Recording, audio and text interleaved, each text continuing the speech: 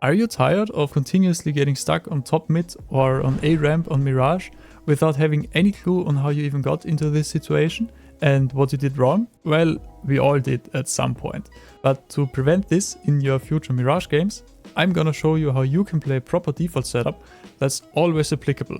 So stay tuned. First of all, you want to have one player towards the A side, 3 guys taking mid, and 1 guy holding B or helping out the other 3 guys taking mid, but more on that later on. Let's start off with the mid players. And in order to take mid control, you need at a minimum 2 util pieces. 1 smoke towards the window area and at least 1 support flash from the other players. Now at the start of each and every round, in an ideal scenario, you're able to know all of these instant window smokes by heart, but just in case you don't, here's one that's always available. You can get yourself stuck in the corner next to the trash can, look at the point where the railing comes out of the wall, hold your D key and do a jump throw. Then you want to group with the other 2 guys going mid. In the early stages when taking mid control, your main goal is to get at least 2 people across behind the top mid boxes. And you can do so by throwing some support flashes. First of all, you can throw the thourough flash by lining yourself up in front of this wooden pillar here, looking at this wooden pillar here, go down, trace the dark line until you're halfway to the bottom, run forward into a jump throw.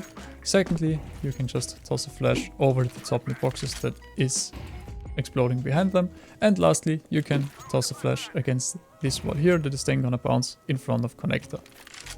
Obviously, you don't want to throw all 3 flashes at the same time or in the same round, so just give me a moment and let me explain which flash is appropriate. First of all, the thourough flash. And the thourough flash is designed to flash anyone off that is peeking top mid from lower connector, but won't do anything against a CT that might be peeking you from up here. So if I'm gonna rethrow the flash, if I'm peeking from bottom connector, I'm getting full flashed. However, if I'm going up here and rethrowing the flash, as you can see, it won't do anything. Secondly, we have the flash that's popping behind the boxes on top mid, and this flash won't do anything against anyone that might be peeking it from connector or the window area, but is designed to flash anyone off if they are pushing top mid. So as you can see, if I'm picking top mid from here and I'm throwing the flash behind the boxes, it won't do anything, but if I'm trying to push top mid and you're throwing this flash, you're basically a sitting duck. And lastly, we have the third flash that is just bounce against this wall here, and that is then gonna flash anyone peeking top mid from either lower or top connector off.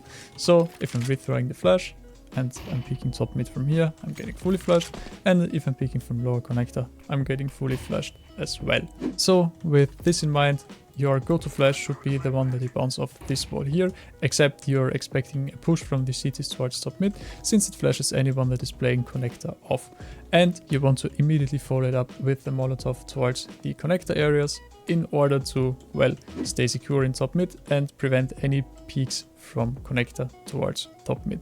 And the lineup for the Molotov goes as follows. You can either get close to the corner here and just follow the right side of the frame of the window towards the roof and just do a normal throw, or you can go a bit further back, just look at the top right corner of the window frames, run forward and throw the Molotov.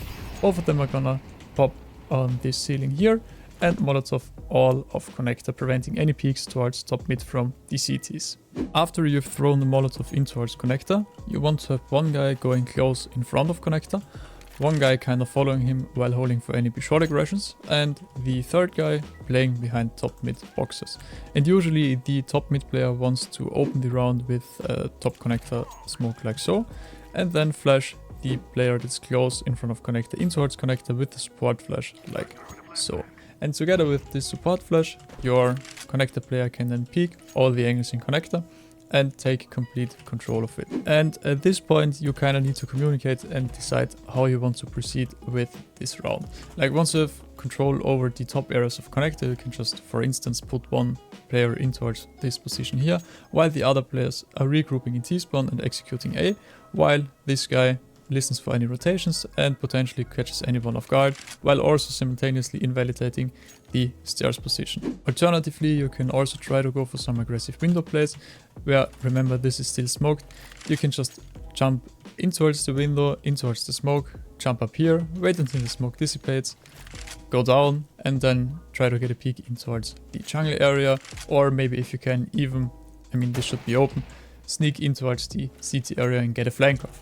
Last of all, you can also go for some aggression towards the B short or the B ladder area by pulling the guy that was previously holding for any B short aggressions up towards cat, the A connector player waiting in a bit of a defensive position like so, and the guy behind top mid boxes lining himself up in front of this brick on the ground right here, and doing a left click throw flash next to the roof.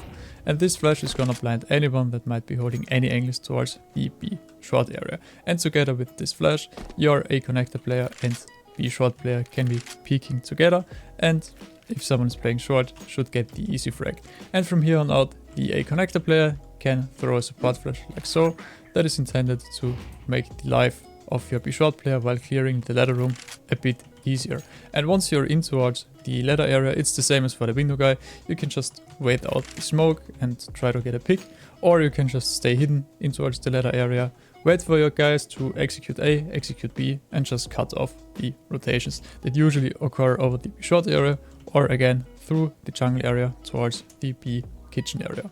Regardless of which of these three aggressive plays you chose to do, you now want to start to set up the mid round. And to do so, you usually want to smoke off the window area, except obviously you have one player in towards window, and smoke either the B short area and split over T-spawn towards A, or smoke the connector area and play a B split. So for the connector smoke, it's pretty easy, you just bounce the smoke off like so, and for the B short smoke, you can just again bounce the smoke off this wall here. You don't, thanks to the new CS2 smokes, don't really need to be really accurate anymore.